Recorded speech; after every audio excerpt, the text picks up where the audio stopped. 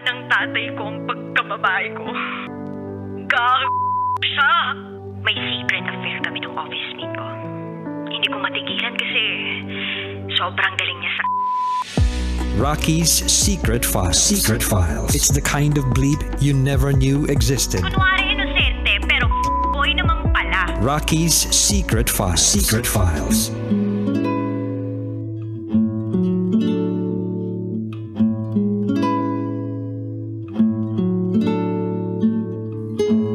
And we're back. Kasama nyo pa rin si DJ Rocky at si DJ... na ilo-launch sa Monday ha. Papakilala na namin siya sa Monday kung ano ibig sabihin talaga ng TG. Pero for the meantime, abang-abang lang kayo. And this is Lee's Secret File. Si Lee na hanggang ngayon ay minumulto pa rin ng kanyang pag-ibig doon kay Ken. Si Ken na hindi naman niya naging jowa pero talagang nakapasok sa buhay niya. Double meaning po yung nakapasok ha. Kasi hindi man sila yung nagkatuluyan pero sila talaga yung nagkatikiman. So yun lang naman, may kanya-kanya na silang pamilya ngayon pero haunted pa rin siya doon sa nakaraan nila ni Ken. So pakinggan na po natin ngayon yung mga kabisyo nating nag-share ng kanilang mga thoughts, comments, suggestions, and valid reactions. Ito po ang sabi ni JP Babasa. Hi DJ Rocky at DJ TG. Para sa ating sender, kalimutan na at wag nang humingi ng closure lalo na pag nalaman niya na buhay pa pala ang feelings ni girl para kay guy. Wag mo na ring hanapin yung taong yun na hindi naman kayang suklian ang pagmamahal mo para sa kanya. Move on na lang. Happy Monday and ingat pa uwi from Tambay Love. We welcome you, DJ TG. Bakit ano? TJ yun ang kalagay dito. TG hindi J Oh, wini-welcome ka na, TJ. Hello po, maraming salamat. Ito pa sabi ng ating kabisyo na si Jobert Vertudazo. Magandang gabi, DJ Rocky at kay Sir TG. Para sa akin, bakit kailangan pa niya ng closure? Pareho naman silang may kanya-kanyang pamilya. Parang gusto pa ni ating magpaisa. Ilibing na lang niya sa limot ang lahat ng nangyari. Shoutout po kay Boss Ronel de la Cruz Calderon, Leo Gacer, Marjun Estorgio, Marlon Loyola, Alan Alvarez, and Rogelio June Bernardino. Naniniwala ka ba dun na parang gusto lang magkaisa pa? Pwede. Malalaman. Eto pa sabi ni Charles. First and foremost, shout out sa mga nakapunta sa Big Night last Saturday. Aba, may ganun pa, no? Last Saturday. Para sa ating sender, takot ka ba sa commitment? Bakit nagkatikiman kayo pero hindi naman naging kayo? Ay, hindi pala ikaw ang takot sa commitment. Ayaw lang palang mag-commit sa'yo nung lalaki. Huwag ka nang umasa ron, reject ka na. Ka-imbirds. Hi, by the way, DJ TG. Welcome! Palagay mo, anong masasabi mo dun sa comment na Totoo yun. Agree ako dun. Na hindi lang talaga? Kasi, kung talagang gusto mo na kagad yung babae, dapat committed ka na. Tsaka, unang-una, nalaman niyang virgin yung babae. Alam mo naman yung pwedeng maging apekto. Kapag, effect nung ginawa mo dun sa girl, lalo na virgin siya. Malaki yun. Malaking damage para dun sa babae yun. And kahit ako, lalaki ako, hindi ko siya to-tolerate dun. Dahil mali yun eh.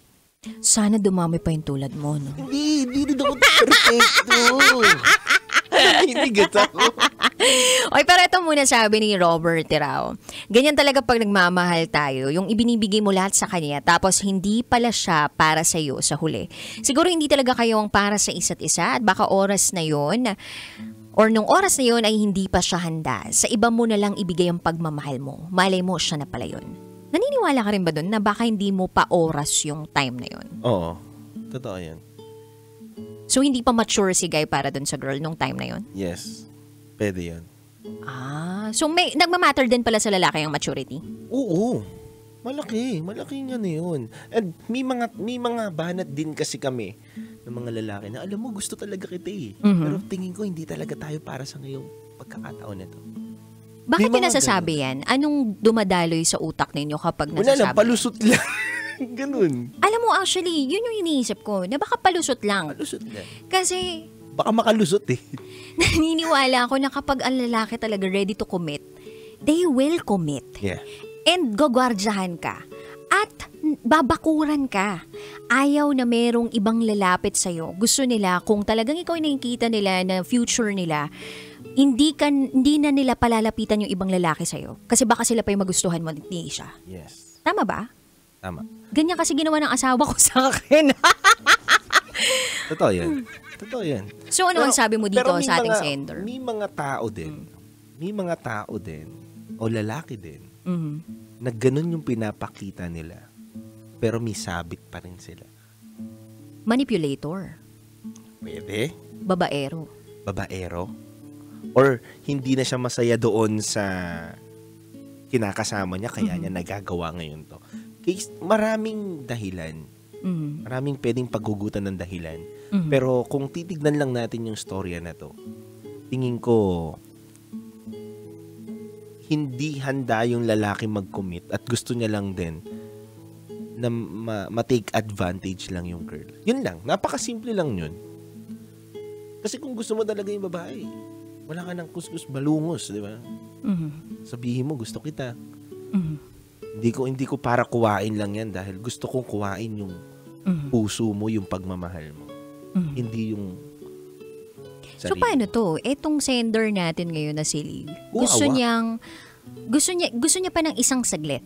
Kahit isang saglit lang para matuldukan na yung lahat sa kanila. Maging payapa na siya. Ikaw, do you agree na magkita pa sila ulit kahit isang beses hindi lang? na. Bakit? Di ba nga sabi ko nga kanina, ang sabi ko sa'yo, na bakit kailangan mo pa ulit kitain? Nung una pa lang, di ba? Oo, sinabi Pangalawa mo na nga. to eh. Oo nga. Yung una pa lang, sana pinakinggan niya na ako nung una pa lang eh. Kung pinakinggan niya ako, wala nangyari. Kasi tapos na to eh. Tapos na ba yun? Tapos na nangyari. Sayang. Bumabalik lang tayo, hinati lang sa dalawang story eh. Sana pinakinggan niya na agad. Oo, wala ka pa kasi nun eh, nung oras na yun sa buhay Hindi, niya. pero kidding aside, but yun nga, di ba? Kung ganun lang din ang naging desisyon niya, hindi niya na kagad sinubukan yung mga tanong niya. Alam mo yung tanong na yun? Mhm. Tanong ng tanga yun. Totoo. Tunong ng tanga yun? Tanong ng tanga minsan yun na alam mo na yung sagot eh. Kaya nang sagutin yun eh. Mhm. Na, alam mo naman kung gusto ka ng tao, hindi eh. Ba't ka pa magsasabi? Pero kanina kasi ang tanong niya doon, kung gusto niya pa. Pero Feelings niya niya. eh. Pero pwede mo naman sagutin yun eh. Gusto ko pa ba? Gusto ko pa nga pero wag ko nang titignan. Baka ano pa mangyari. Kasi alam ko naman na hindi niya naman ako gusto pero gusto ko siya eh. So, ako nalalayo. Pero siya kasi nagbaka sakali pa eh. Ano nangyari? So eto, ang suggestion mo, wag na niyan. Wag na. Kung una, tanga pa lang siya, wag na siya magtanga-tangahan. Ako iniisip ko naman, baka pwede pa ulit makipagkita, pero sa maliwanag na lugar. Wag na wag kayong magkikita sa madilim na lugar. Iwasan nyo yung sasakyan, Bakit makapag-drive-thru. ako nakipagkita ako sa liwanag? O, anong nangyari? Meron pa rin. Dapat maraming tao. Kahit saan pa kayo magkita, Rax. Kahit sabihin mo pa sa simbahan pa kayo magkita. Ano sa gilid ng simbahan? Pagtapos ng gilid ng simbahan, may kulay pulang building. Mga few kilometers away. Oo, ganun. Pero, di ba, kung alam mo na, na wala rin magandang pahihinatnan o magandang resulta yung pakikipagkita mo, and hindi rin naman siguro kulang para hindi makapag-isip na maayos itong si girl. 'Di ba? Na kikitain ko siya, walang mangyayari sa amin o kikitain ko siya kasi gusto ko lang ulit malaman kung talagang gusto ko pa siya o hindi. Pero alam ko naman na hindi niya ako gusto. Ano ngayon ang kailangan mong patunayan doon na gusto mo lang siya? Alam mo naman na hindi ka gusto nung guy. Ngayon, kung alam mo naman sa sarili mo na gusto mo pala siya, edi lumayo ka pa rin. Kasi hindi ka naman kahit gustuhin mo siya o mapatunayan mong gusto mo siya o hindi mo siya gusto, wala namang mababago eh. Hindi ka naman gugustuhin ng guy. Sana kung kapag napatunayan mo sa sarili mo na, gusto ko siya, gugustuhin ka niya eh. Yun ang maganda. Pero walang ganun eh. Wala. Kasi una pa lang, hindi ka talaga gusto. Ikaw lang ang gumugusto. At hanggang kailan mo ba papatunayan sa sarili mo na wala ka ng feeling sa kanya? Paano kung paulit-ulit mangyari yun, edi paulit-ulit lang yung sakit at nakakulong ka sa ganong sistema na ikaw lang ang gumugusto at gusto mong patunayan na wala na yung pagmamahal mo at natitake advantage ka na nung guy. Well, alam mo, may point ka dun eh. Sobrang nagigets kita dun sa part na hindi ka na dapat pang makipagkita dun sa lalaki. Ako, kung ilalagay ko yung posisyon ko dito kay Lee, ibawas natin kunwari na may pamilya na siya. Or sabihin na natin, sige, pagpalagay natin talaga may pamilya ako. So, ako si Lee, may pamilya ako. Una sa lahat, sabihin ko siguro to with all transparency and honesty sa asawa ko. Or dun sa partner ko. Yes. Na para may bumabagabag sa akin, minumulto ako nung nakaraan ko. Yes. Because that's the right thing to do. Even if it's so hard to do, it's difficult to do, but it's the right thing to do to tell your partner with all the goodness of your heart na meron kang trouble inside of you.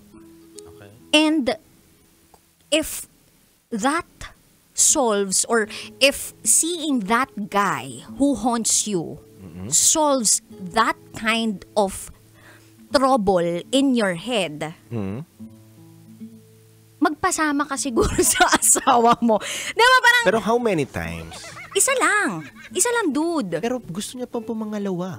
Hindi, dude, kasi nung time na yon talagang, kumbaga, may hope pa eh. Alam mo, nagpakita kasi, diba? Tapos nagpakilala sa pamilya, tapos kung ano-ano pa yung hindi ko sinasabi na makikipagbalikan, magkakagustuhan Yes. sila ulit My point is that may tao talaga na minsan gugustuhin nilang tumingin dun sa tao, makipag-usap dun sa tao, not because they want it back or they want the pagkagusto back. Gusto lang nila na i-confirm sa sarili nila kung wala talaga silang nararamdaman na. And kung ma-confirm na nila yon, and that's the time they really move forward. Tingin mo magiging tama ba? Na makipagkita. With the permission of the husband or the partner. Okay yun. Kasi may mga multo tayo sa nakaraan eh. And naniniwala ako na kahit may current partner ka sa kasalukuyan, meron kang multo sa nakaraan mo na hindi talaga completely na close, even if hindi kayo naging kayo. And some people are wired to really see each other to confirm and validate their feelings. And kung sakali mang meron, at least she knows what to do. Sana she knows what to do. Hindi pala she knows what to do. Sana she knows what to do about it. Kasi you have to face that multo eh. Gets mo? Kasi parang feeling ko kapag hindi niya finish yung multo na yon, it will haunt her forever. Gets mo? May what if. Para sa akin kasi, wala nang kailangan. Wala nang kailangan. And kailangan mo na lang labanan yung multo na yun sa sarili mo kaysa makipagkita ka pa doon. Kasi pwede pang mabago yung sarili mo. Hindi natin masabi kasi wala tayo doon sa sitwasyon niya. Pero kung titignan mo at ilalagay natin yung sarili natin doon, paano kapag ako, Rax, maikipagkita ulit doon sa multo ng nakaraan ko, tingin ko magkakaroon ulit ng spark. And it's a case-to-case basis. It depends on the Case-to-case basis. Kaya nga napakahalaga na isama yung partner. Yes. Isama mo, lubid kayo, ganun. Oo, kasi kumbaga, it is internal eh. Parang internal na nangyayari and it's supposed to be, you're supposed to be free. Gets mo? Kumbaga, hindi ka dapat bilanggo ng nakaraan mo. Yes. Dapat natuto ka na nakalaya ka na dun sa bilungguan ng nakaraan mo. Yes. And dapat ganun tayo mag-move forward sa buhay. Yes. But if you are still in that bilangguan ng nakaraan mo, you have to face it. Dapat, bago ka magmahal ulit, linisin mo muna yung bilanggo ng nakaraan mo para hindi na umabot dun sa isasama mo pa yung partner mo para kilalanin mo ulit yung nakaraan mo. Kasi minsan, hindi maiintindihan ng partner mo yun eh. Well, depende. Kung talagang besties kayo. May mga tao na kayang intindihin, may mga taong hindi na kayang intindihin. Well, depende din siguro talaga sa pagkakakilala Yes. mo sa partner mo. Depende talaga. And depende sa pagkakakilala mo sa sarili mo. Depende din talaga. Kung alam mong marupok ka, siguro wag ka na makipagkita. Pero kung alam mong natuto ka na at gusto mo lang talaga ma-validate, makipagkita ka. Yun lang. Ganda yun. I agree. Ganda yun. Kung alam mo naman na wala na pwedeng mangyari, gusto mo lang talaga na Oo, makita lang yun. Totoo. At paano kung may feelings ka pa? I think ipadlock mo, diba? Patahi mo. Mahirap ganyan. talaga. Paano kung what if, 'di ba? Sa mga kabisyo natin diyan, what if, 'di ba? Kung may partner ka na tapos biglang nakita mo pa yun, biglang may spark pa rin, parang ay, ganun pa rin kami. Hindi ko masabi. Kaya nga mas mabuti, 'di ba nga sabi nga kadalasan na mas mabuti nang iniiwasan mo yung mga bagay na alam mong pwedeng makapagpabago pa sa isip. At temptations. Yes. Hindi mo naman masasabi kung walang pwedeng mabuong temptation dun eh. Yeah. It's the call of evil, diba? Yes. The more na lumalapit ka sa tukso, the more na natutokso ka. The more na lumalayo ka. Yung lumalayo ka na nga, natutokso ka pa rin eh. Basta nga isama mo nga partner mo. Saan? Dun sa paghapit sa tukso. Mahirap. Well, I think case-to-case basis talaga It's a case-to-case case-to-case basis. Pero para sa sender natin, again, if kilala mo sa sarili mo, kaya mo, then do it, harapin mo.